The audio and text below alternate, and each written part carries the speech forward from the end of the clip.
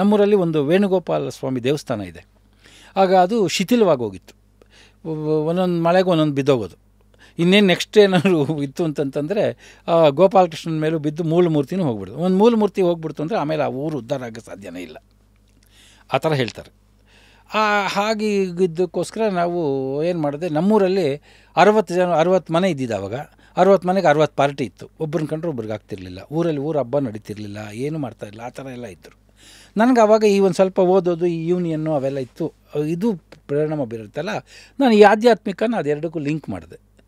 ನೋಡ್ಕೊಂಡು ನನ್ನ ನಮ್ಮೂರೊಳಗಡೆ ಒಬ್ಬರನ್ನ ಕಂಡ್ರೆ ಒಬ್ಬನಾಗದೇ ಇರೋದು, ದ್ವೇಷನ ತೆಗೆಸ್ಬೇಕು, ಎಲ್ಲರೂ ಒಬ್ರಿಗೊಬ್ಬರು ಬೆರೆತ್ಕೊಂಡು ಚೆನ್ನಾಗಿರೋ ಥರ ಊರ ಹಬ್ಬಗಳು ನಡೀಬೇಕು, ಎಲ್ಲ ಮಾಡಬೇಕು. ಏನಕ್ಕೆ ದ್ವೇಷ? ಯಾವುದೋ ಒಂದು ಸಣ್ಣ ಜಮೀನುಗಳಿಗೋಸ್ಕರ ಎಲ್ಲರೂ ಕಿತ್ತಾಡ್ಕೊಂಡು ಪಾರ್ಟಿಗಳ ಥರ ಆಗೋಗಿದ್ರು. ಎಲ್ಲರನ್ನೂ ಒಂದು ಮಾಡಬೇಕು. ನಾನು ಭಾಗವತ ಓದ್ತೀನಿ, ಅದನ್ನು ಹರಿಸ್ಕೊಂಡು ಭಾಗವತ ಓದ್ತೀನಿ, ಎಲ್ಲರೂ ದುಡ್ಡು ಹಾಕ್ಬಿಟ್ಟು ಈ ದೇವಸ್ಥಾನ ಕಟ್ಟಬೇಕು. ಹೇಗಾದ್ರು ನನಗಂತೂ ದುಡ್ಡು ನಮ್ಮದು ಬಡತನ, ದುಡ್ಡು ಹಾಕಿ ದೇವಸ್ಥಾನ ಕಟ್ಸೋಲ್ಲ, ನಿನ್ನ ದೇವಸ್ಥಾನ ನೀನೇ ಕಟ್ಟಿಸ್ಕೊ, ಅದಕ್ಕೆ ನಾನು ಸೇವೆ ಮಾಡ್ತೀನಿ ಅಂತ ಹೇಳ್ಬಿಟ್ಟು ಭಾಗವತ ಇದೆಲ್ಲ ಓದಿದೆ. ಇದಾಗಕ್ಕಿಂತ ಮುಂಚೆ ಒಂದೇನಾಯಿತು, ನಮ್ಮಣ್ಣ ಜಾಲಗೆರೆ ಅಂತ ಒಂದು ಊರು, ದೊಡ್ಡಬಳ್ಳಾಪುರದ ಹತ್ರ, ಅವನು ಅಲ್ಲಿ ವಿಲೇಜ್ ಅಕೌಂಟೆಂಟ್ ಆಗಿದ್ದ. ಜಾಲಗೆರೆ ಅಂತ ಅಲ್ಲಿ ವಿಲೇಜ್ ಅಕೌಂಟೆಂಟ್ ಆಗಿದ್ದ. ಅಲ್ಲಿ ಹೋದಾಗ ನಾನು ನಮ್ಮತ್ತಿಗೆ ಈ ಥರ ಎಲ್ಲ ವಿಚಾರಗಳು ಮಾತಾಡ್ಕೊಂಡು ತಮಾಷೆಯಾಗಿರ್ತಾ ಇದ್ವಿ. ಅಲ್ಲಿ ಇದ್ದಾಗ ಇದು ಊರಿನವ್ರಿಗೆಲ್ಲ ಈ ಜೈಮಿನಿ ಭಾರತ ಓದಿ ಹೇಳ್ತಾ ಇದ್ದೆ ಸಾಯಂಕಾಲದ. ಸುಮ್ಮನೆ ನಾನು ಓದ್ಕೋತಾ ಇದ್ದೆ, ಅವರು ಬಂದು ಕೇಳೋರು, ಓದ್ತಾ ಇದ್ದೆ. ಆ ಜೈಮಿನಿ ಭಾರತ ಓದಬೇಕಾದ್ರೆ ಎಲ್ಲ ಆಯಿತು. ಒಂದು ದಿವಸ ಊಟ ಮಾಡಿಬಿಟ್ಟು ಕೂತ್ಕೊಂಡಿದ್ದಾಗ SRSದು ಯಾವುದೋ ಒಂದು ಕ್ಯಾಲೆಂಡ್ರು, ಸತ್ಯನಾರಾಯಣ ದೇವ, ಅದು ಆ್ಯಕ್ಚುಲಿ ಸತ್ಯನಾರಾಯಣ ದೇವ್ರದ್ದು ಕ್ಯಾಲೆಂಡ್ರ್, SRS ಆ ವರ್ಷದ ಕ್ಯಾಲೆಂಡ್ರಲ್ಲಿ ಹಾಕಿದ್ದರು. ಕ್ಯಾಲೆಂಡ್ರ್ ಹಾಕ್ಬಿಟ್ಟು ಹೀಗೆ ನಾವು ಹೊತ್ತಿಗೆ ಮಾತಾಡ್ತಾ ಇಲ್ಲಿ ಕೂತ್ಕೊಂಡಿದ್ದಾಗ ನೋಡಿದಾಗ ನನಗಲ್ಲಿ ನಗುತ್ತದು. ಕ್ಯಾಲೆಂಡ್ರ್ ಒಳಗಡೆ ಇದ್ದಂಥ ಸತ್ಯನಾರಾಯಣ ಸ್ವಾಮಿ ಆರ್ಟ್ ನಗುತ್ತು. ಸರಿ, ಜೊತೆ ಒಳಗಡೆ ಒಂದು ಬೆಳಕು ಫುಲ್ಲು ಬಂದ. ಬೆಳಕಿನ ಮಧ್ಯ ನಾವು ಈ ಸಿನಿಮಾ ಒಳಗಡೆ ಬ್ಯಾಕ್ಲೈಟ್ ಹಾಕ್ಬಿಟ್ಟು ಸ್ಮೋಕ್ ಎಲ್ಲ ಎಫೆಕ್ಟ್ ಕೊಟ್ಬಿಟ್ಟು ಮಧ್ಯದಲ್ಲಿ ಒಂದು ತೋರಿಸ್ತೀವಲ್ಲ, ಆ ಥರದ ಒಳಗಡೆ ನನಗೆ ಅಲ್ಲಿ ನಕ್ಕಿದ್ದು ಇದಾಗಿದ್ದು ಎಲ್ಲ ಭಾಸ ಆಯಿತು. ಇವನು ಹೇಳಿ ಎಲ್ಲ ಇದಾದಮೇಲೆ ಇದೆಲ್ಲ ಒಂದೊಂದೇ ಪ್ರೊಸೆಸ್. ಕೃಷ್ಣ ತೆರ್ಕೊಳ್ಳೋಕೆ ಶುರು ಮಾಡ್ತಾ ಹೋದ ಅವನು. ಸೊ ಅಲ್ಲಿಗೆ ಅದರೊಳಗಡೆ ಕಾಣಿಸ್ತು ಅದು. ಆ ಗಳಿಗೆ ಮಾತ್ರ ಎಕ್ಸ್ಪ್ಲೈನ್ ಮಾಡೋಕ್ಕೆ ಆಗಲ್ಲ, ಆ ಥರ ಆಗೋಯ್ತು. ತಕ್ಷಣ ಎದ್ಬಿಟ್ಟು ಊಟ ಕೂತಿದ್ರು ಕೂಡ ನಾನು ಎದ್ದು ತಿರ್ಗಾ ಹೋಗಿ ಪಂಚೆ ಉಟ್ಕೊಂಡು ಇದನ್ನು ಮಾಡಿಕೊಂಡು ಕ್ಯಾಲೆಂಡ್ರನ್ನ ತೊಗೊಂಡೋಗಿ ದೇವ್ರ ಮನೆ ಒಳಗಡೆ ತಗಲಾಕ್ಬಿಟ್ಟು ನಾನು ನಾಳೆಯಿಂದ ಇದಕ್ಕೆ ಪೂಜೆ ಮಾಡ್ತೀನಿ ಅಂತೇಳಿ. ಸೊ ಮಾರನೇ ದಿವಸದಿಂದ ಅದಕ್ಕೆ ಪೂಜೆ ಮಾಡೋಕ್ಕೆ ಶುರು ಮಾಡಿದೆ. ಅದಕ್ಕೆ ಪೂಜೆ ಮಾಡಿಸ್ಬೇಕಾದ್ರೆ ಆ್ಯಕ್ಚುಲಿ ನಾನು ಅದಕ್ಕೆ ಹಾಲು ಕುಡಿಸ್ತಾ ಇದ್ದೆ. ಅದಕ್ಕೆ ಹಾಲು ತೆಗೆದು ನೈವೇದ್ಯ ಮಾಡೋದನ್ನು ಸುಮ್ಮನೆ ಸತ್ಯಂ ತರ್ತಾನೆ ಪರಶಂಚಮಿ ಅಂತಾರಲ್ಲ, ಹೂವು ತೊಗೊಂಡು ಹಾಲು ನಿಂಗೆ ಅದ್ದಿ ಬಾಯಿಗೆ ಇಟ್ಟು ಇಡ್ತಾಯಿದ್ದೆ. ಆ ಥರ ಒಂದು ಇದಾಯಿತು. ಅದು ತೊಗೊಂಡ್ಬಿಟ್ಟು ಇದೆಲ್ಲ ನಡೆದಿತ್ತು ಘಟನೆಗಳು. ಸೊ ಈ ಕ್ಯಾಲೆಂಡ್ರ್ ಕೃಷ್ಣ ಇದನ್ನಲ್ಲ, ಇದಾದಮೇಲೆ ಈ ಹೊಸಹಳ್ಳಿ ಇನ್ಸಿಡೆಂಟ್ ನಡೆದಿತ್ತು. ಸೊ ವೇಣುಗೋಪಾಲ ಸ್ವಾಮಿ ದೇವಸ್ಥಾನ ಕಟ್ಸೋದಕ್ಕೆ ಹೆಲ್ಪ್ ಆಗಲಿ, ಇದನ್ನು ಓದೋಣ ಅಂತ ಹೇಳ್ಬಿಟ್ಟು ತೊಗೊಂಡೆ. ಈ ಕ್ಯಾಲೆಂಡ್ರನ್ನ ತೊಗೊಂಡೋಗ್ತಾ ಇದ್ದೆ. ಬಟ್ ಆಮೇಲೆ ನನಗೆ ಅವಾಗ ವಯಸ್ಸಲ್ವಾ, ಯಾವುದನ್ನು ಸಡನ್ನಾಗಿ ನಂಬಲ್ಲ ನಾನು. ಇದು ನಿಜಾನ, ಇದರಲ್ಲಿರೋದು ಪವರ್ ನಿಜಾನ ಈ ಕ್ಯಾಲೆಂಡ್ರಲ್ಲಿ, ಅಥವಾ ಸುಮ್ಮನೆ ನಾನು ಭ್ರಮೆಗೆ ಬಿದ್ದಿದ್ದೀನ, ಎಲ್ಲ ಪರೀಕ್ಷೆಗಳು ಮಾಡು. ಆವಾಗ ಭಾಗವತ ಓದ್ಬಿಟ್ಟು ನಮ್ಮ ಮನೆಗೂ ಮತ್ತು ಭಾಗವತ ಓದೋ ದೇವಸ್ಥಾನಕ್ಕೂ ಒಂದು ಸ್ವಲ್ಪ ದೂರ ನಡಿಬೇಕು. ಒಂದು 4-5 ಮೀಟ್ರು, ಒಂದು 8-10 ಮೀಟ್ರ್ ಅಂತೂ ಇದೆ, ನಡಿಬೇಕು. ಸೊ ಹೋಗ್ಬಿಟ್ಟು ಅಲ್ಲಿ ಇಟ್ಬಿಟ್ಟು ಪೂಜೆ ಮಾಡಿಬಿಟ್ಟು ಅಲ್ಲಿ ಓದ್ತಿದ್ದೆ. ಜನಗಳೆಲ್ಲ, ಊರಿನ ಜನಗಳನ್ನೆಲ್ಲ ಬರ್ತಿದ್ರು ಕೇಳೋರು ಭಾಗವತ. ನಾನು ಫುಲ್ ಮಾಡ್ಯುಲೇಷನಲ್ಲಿ ಓದ್ತಿದ್ದೆ, ತುಂಬ ಇಷ್ಟ ಜನಗಳಿಗೆಲ್ಲ. ಅಲ್ಲಿ ಗೋಪಿಕಾ ಸ್ತ್ರೀಯರು ಕೃಷ್ಣನ ಕುರಿತು ಮಾತಾಡೋದು ಅವೆಲ್ಲ ವಿತ್ ಮಾಡ್ಯುಲೇಷನ್ಸ್ ಓದ್ತಿದ್ದೆ. ಅವೆಲ್ಲ ಆಯಿತು. ಅದಾದಮೇಲೆ ತೊಗೊಂಡು ಬರ್ತಿದ್ದೆ. ಆವಾಗ ಅದಕ್ಕೆ ಹಲವಾರು ಪರೀಕ್ಷೆಗಳು ಮಾಡಿದೆ ನಾನು.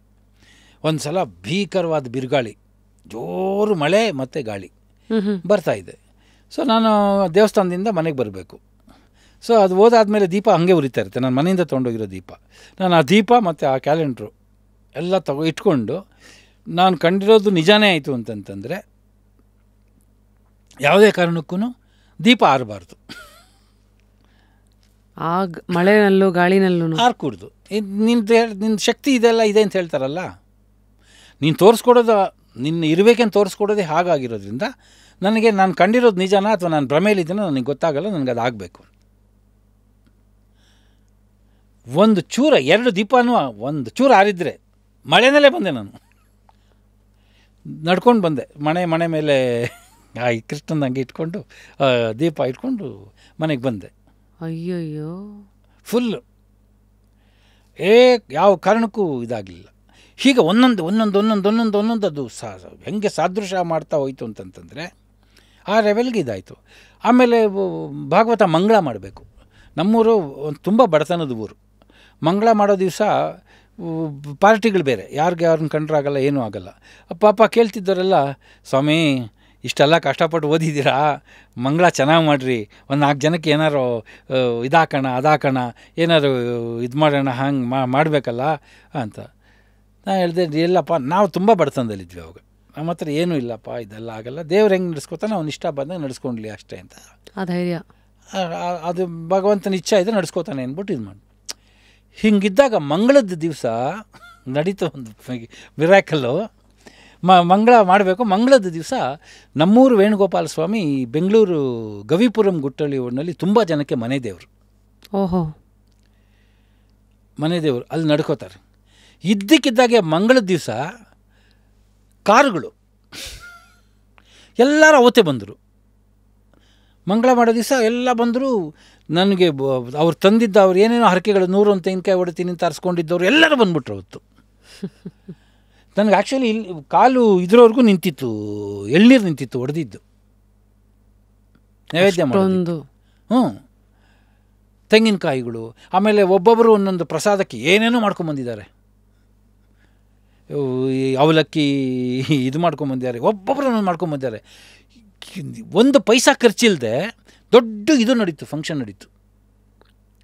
ಕಾರುಗಳೆಲ್ಲ ಅವರಿಗೆ ದೇವರ ದರ್ಶನ, ನಿಮಗೆ ಮಂಗಳದ ಇದು ಪಾರ್ಟಿ ಅಥವಾ ಏನಂತೀರ, ಸಂಭ್ರಮ.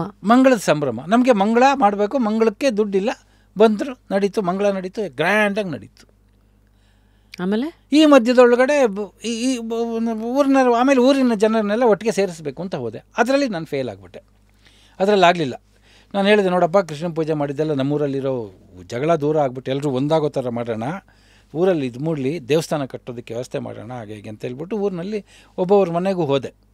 ನಾನು ಓದಿದ್ದೀನಿ, ಬನ್ನಿರಿ ಸಾಯಂಕಾಲ ಅಲ್ಲಿ ಚಾಪೆ ಹಾಕ್ಕೊಂಡು ದೇವಸ್ಥಾನದ ಮೇಲೆ ಕೂತ್ಕೊಳ್ಳೋಣ, ಏನು ಮಿಸ್ಅಂಡರ್ಸ್ಟ್ಯಾಂಡಿಂಗ್ ಇದೆ ಎಲ್ಲನೂ ತೊಡೆದಾಕೋಣ, ಊರಿದ್ದು ಬೇರೆ ವೈಯಕ್ತಿಕವಾದೆಲ್ಲ ಬೇರೆ ಅಂತ ಅಂದ್ಬಿಟ್ಟು ಎಲ್ಲನೂ ಕರೆದೆ. ಯಾರೂ ಬರಲಿಲ್ಲ.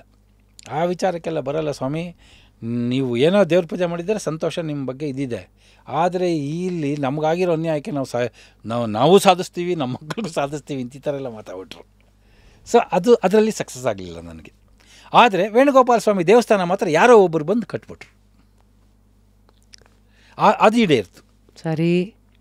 ಸೊ ಅದಾಯಿತು. ಆವಾಗ ಇದೇ ಥರದ್ದೇ ಪರೀಕ್ಷೆಗಳು.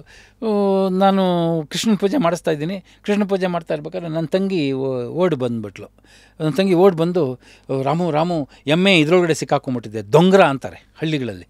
ಈ ದೊಂಗ್ರ ಅಂದರೆ ಈ ಮಳೆ ನೀರುಗಳು ಎತ್ತರದ ಪ್ರದೇಶಗಳಿಂದ ಹಿಂಗೆ ಓರೆ ಕೋರೆಗಳಲ್ಲಿ ಇದು ಬಿದ್ದಿರುತ್ತೆ, ಹಳ್ಳ ಬಿದ್ದಿರುತ್ತೆ. ಆ ಹಳ್ಳದೊಳಗಡೆ ಹರ್ಕೊಂಡು ಕೆರೆಗಳಿಗೆ ಸೇರುತ್ತೆ. ಗೋಣೂರು ಕೆರೆಗೆ ಹೋಗೋ, ಇದು ನಮ್ಮೂರ ಹತ್ರ ದೊಡ್ಡಮರಳಿ ಕೆರೆ ಅಂತ ಅದಕ್ಕೆಲ್ಲ ಹೋಗೋ ದೊಂಗ್ರುಗಳಿದೆ. ಆ ದೊಂಗ್ರದ ಒಳಗಡೆ ಅದು ಹೆಂಗೆಂಗೋ ಇರುತ್ತೆ.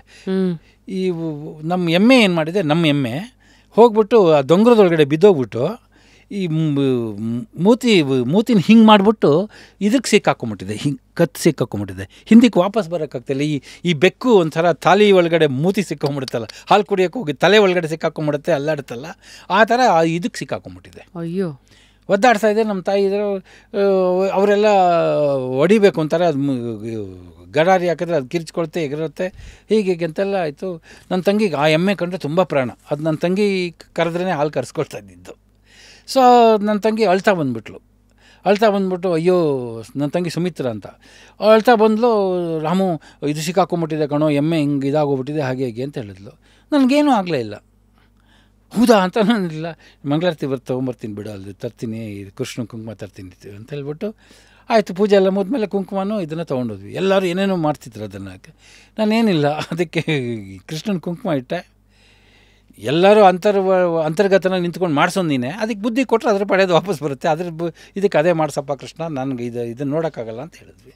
ಹೇಳಿದ ತಕ್ಷಣ ಅದು ಹಿಂಗೆ ಕೊಂಬಿಂಗೆ ಸಿಕ್ಕಾಕೊಂಡಿತ್ತಲ್ಲ, ಕೊಂಬನ ಕರೆಕ್ಟಾಗಿ ಹಿಂಗೆ ಮಾಡ್ತು, ಅದಾಗದೆ ಹಿಂದಕ್ಕೆ ವಾಪಸ್ ಬಂತು, ವಾವ್, ಒಂದು ಹೊರಗಡೆ ಬಂತು.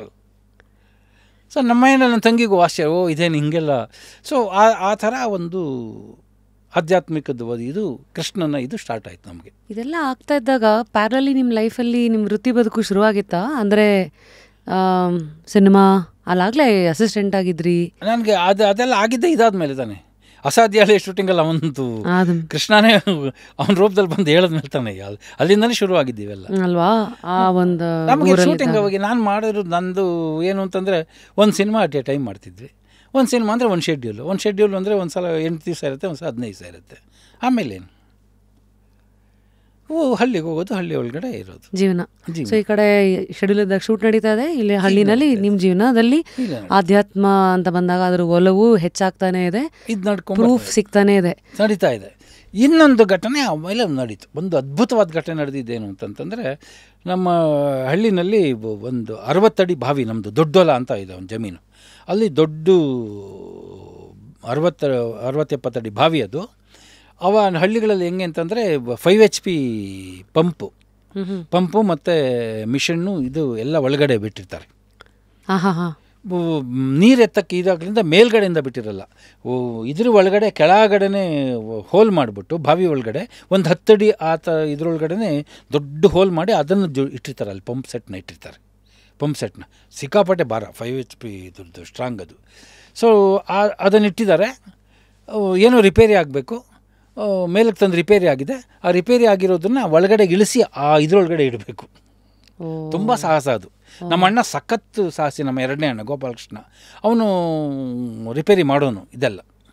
ಸೊ ಅಲ್ಲಿ ಬಟ್ ಏನು ಅಂದರೆ, ಆ ಪಂಪು ಮತ್ತು ಇದನ್ನು ಭಾರನ ಕಳಿಸೋದಿದೆಯಲ್ಲ, ಅದು ಈ ಬಾವಿ ಸುತ್ತಲಿ ಈ ಕಡೆ ಒಬ್ಬರು ನಿಂತ್ಕೊಂಡು ಈ ಕಡೆ ಒಬ್ಬರು ನಿಂತ್ಕೊಂಡು 3 ಕಡೆ ಹಗ್ಗ ಇಟ್ಕೊಂಡು ಒಟ್ಟಿಗೆ ಬಿಡಬೇಕು. ಬಿಡಿ ಟಕ್ ಅಂತ. ಇಲ್ಲದೇ ಇದ್ರೆ ಯಾರು ಒಬ್ಬರು ಸಕ್ಕಂತ ಬಿಟ್ಬಿಟ್ರೆ ಅದು ಇನ್ನಿಬ್ಬರನ್ನ ಎಳೆದು ಬಿಡುತ್ತೆ ಅದು ಆ ಭಾರ. ಸೊ ಅವ್ನು ಕೆಳಗಡೆ ಕೂತಿರ್ತಾನೆ, ಎಲ್ಲಿ ಇದ್ರ ಹತ್ರ ಹಿಂಗೆ ನೋಡ್ತಾ ಕೂತಿರ್ತಾನೆ ಆ ಸಂದೊಳಗಡೆ. ಅಲ್ಲಿ ಬಂದಾಗ ಅವನು ಅದನ್ನ ಹಂಗೆ ತಗೊಂಡು ಒಳಗಡೆ ಡೈರೆಕ್ಟ್ ಮಾಡ್ತಾನೆ ಇದ್ರೊಳಗಡೆ. ಆ ಥರ ಇತ್ತು ಅಲ್ಲಿ. ನಾನು ಪಂಪ್ ಹೌಸು, ಇದು ಪಂಪ್ ಹೌಸು ಅಂದರೆ ಈ ಪಂಪ್ ಹೌಸಲ್ಲಿ ಇಲ್ಲಿ ನಿಂತ್ಕೊಂಡಿದ್ದೀನಿ, ಇಲ್ಲೇ ಬಾವಿ, ನನಗೆ ಇಷ್ಟೇ ಡಿಸ್ಟೆನ್ಸು, ಹೇಳಿದ್ರೆ ನಾನೇ ಬಾವಿಲಿ ಬೀಳ್ತೀನಿ. ಸೊ ಆ ಥರ ಡಿಸ್ಟೆನ್ಸು. ಅಲ್ಲಿ ಒಬ್ಬ ಇದ್ದಾನೆ, ಇಲ್ಲಿ ಇದ್ದಾನೆ, ಹಗ್ಗ ಬಿಡ್ತಾಯಿದ್ದೀವಿ, ನಮ್ಮ ಅಣ್ಣ ಒಳಗಡೆ ಇದ್ದಾನೆ. ಯಾರು ಬಿಟ್ರು ನಮ್ಮ ಅಣ್ಣಂಗೆ ಮೇಲೆ ಬೀಳುತ್ತದು. ಕರೆಕ್ಟಾಗಿ ನೋಡ್ಕೊಂಡು ಬಿಟ್ಟಿಲ್ಲ ಅಂದರೆ ಒಂದೇ ಸಮನಾಗಿ. ಯಾರು ಒಬ್ಬರು ಸಡನ್ನಾಗಿ ಹೆದರ್ಕೊಂಡು ಬಿಟ್ಬಿಟ್ರೆ ಇನ್ನು 3 ಜನ ಎಳ್ಕೊಂಬಿಡುತ್ತದು, ಸಡನ್ನಾಗಿ ಎಳೆದ್ಬಿಡುತ್ತೆ ಭಾರಕ್ಕೆ, ಅಷ್ಟು ಭಾರ ಇರುತ್ತೆ. ಸೊ ನಾನು ಬಿಡ್ತಾಯಿದ್ದೀನಿ, ಇದಕ್ಕೆ ಹಿಂಗೆ ಸಪೋರ್ಟಿಂಗ್ ತೊಗೊಂಡಿದ್ದೀನಿ ಪಂಪ್ ಹೌಸ್, ಇದಕ್ಕೆ ಹಿಂಗೆ ಬಿಡ್ತಾಯಿದ್ದೀವಿ, ಎಲ್ಲ ಬಿಡ್ತಾಯಿದ್ವಿ. ಒಂದು ಕಡೆ ಅಲ್ಲಿ AB ಕೃಷ್ಣಪ್ಪ ಅಂತ, ಅವನು ಕೃಷ್ಣ ಅಂತಾನೆ, ಅವನು ಕೃಷ್ಣಪ್ಪ ಅಂತ ಅವನು ಬಿಡ್ತಾಯಿದ್ದಾನೆ. ಇನ್ನೊಂದು ಕಡೆ ಬಿಡ್ತಾಯಿದ್ದೀವಿ. ಬಿಡ್ತಾ ಇದ್ದಾಗ ಏನಾಗ್ಬಿಡ್ತು ಅಂತಂದರೆ, ನಾನು ನಿಂತಿರೋ ಜಾಗದ ಪಕ್ಕದ ಒಳಗಡೆ ಇಲ್ಲೇ ಕಾಲತ್ರ ಒಂದು ಬೊಕ್ಕೆ ಇತ್ತು. ಆ ಬೊಕ್ಕೆಯಿಂದ ಹಾವು ಬಂದ್ಬಿಡ್ತು. ಹಾವು ದೊಡ್ಡ ಹಾವು ಬಂತು ಹೊರಗಡೆಗೆ. ಹಾವಿಗೆ ಹೊರಗಡೆಗೆ ಹಿಂಗೆ ಬಂದಿದ್ದ ತಕ್ಷಣವೇ ನನಗೆ ಕಾನ್ಷಿಯಸ್ಸು ಬಿಟ್ಟರೆ ನಮ್ಮ ಅಣ್ಣಂಗೆ ಹೆಲ್ಪ್ ಆಗುತ್ತೆ, ಅವ್ರನ್ನ ಹೇಳ್ಕೊಂಬಿಡುತ್ತೆ, ಏನಾಗ್ಬಿಡುತ್ತೆ, ಎಲ್ಲನೂ ಇದಾಗ್ಬಿಟ್ಟು ಒಂದು ಏನು ಮಾಡೋಕ್ಕೆ ತೋಚಲಿಲ್ಲ. ಆಮೇಲೆ ಹೆದರ್ಕೊಳ್ಳಿಲ್ಲ ನಾನು. ಕೃಷ್ಣ ಅಂತ ಹೇಳ್ಬಿಟ್ಟು ಹಂಗೆ ಇಟ್ಕೊಂಡು ಕಣ್ಣು ಮುಚ್ಕೊಂಡು ನಿಂತ್ಕೊಂಬಿಟ್ಟೆ. ಅದಕ್ಕೂ ಬೇರೆ ಎಲ್ಲೂ ಜಾಗ ಇಲ್ಲ, it should go only on my leg. ಬೇರೆ ದಾರಿ ಇಲ್ಲ ಅದಕ್ಕೆ, ಯಾಕಂದರೆ ಅದು ಪಂಪ್ ಹೌಸ್ ಆ ಕಡೆ ಹೋಗ್ಬೋದು, ಬಟ್ ಅದು ಈ ಕಡೆಗೆ ಬಂದುಬಿಟ್ಟಿದೆ. ಒಂದು ಚೂರು ಕಾಲು ಅಲ್ಲಾಡಿಸ್ದೆ, ಕೃಷ್ಣ ಅಂದ್ಕೊಂಡು ಹಾಗೆ ಎಂಟೈರ್ ಬಾಡಿ ಅದು ಕ್ರಾಸ್ ಆಗೋವರೆಗೂ ಫುಲ್ಲು ಕ್ರಾಸ್ ಆಯಿತು. ಆವಾಗ ಅವನು ಇದಾಯಿತು. ಆಗಿದ ತಕ್ಷಣವೇ ಕೃಷ್ಣಪ್ಪ, ಸ್ವಾಮಿ ಹಾವು ಅಂತ ಇದ್ದಂತ ಹೊಡೆದಾಕ್ಬೇಡ ಅಂತ ಹೇಳಿ, ಹೊಡಿಬೇಡಪ್ಪ, ನನಗೆ ಕೃಷ್ಣನ ಸಾಕ್ಷಾತ್ ಆಯ್ತಿದ್ದು. ಸೊ ಇದು ನಮಗೆ ನಿದರ್ಶನ ಅಂತಂದ್ಬಿಟ್ಟು ಅದು ಮೇಜರ್ ಟರ್ನಿಂಗ್ ಪಾಯಿಂಟ್. ಇದು ನನಗೆ ಕೃಷ್ಣನ ಬಗ್ಗೆ ತುಂಬ ಹುಚ್ಚು ಶುರು ಆಗೋಯಿತು.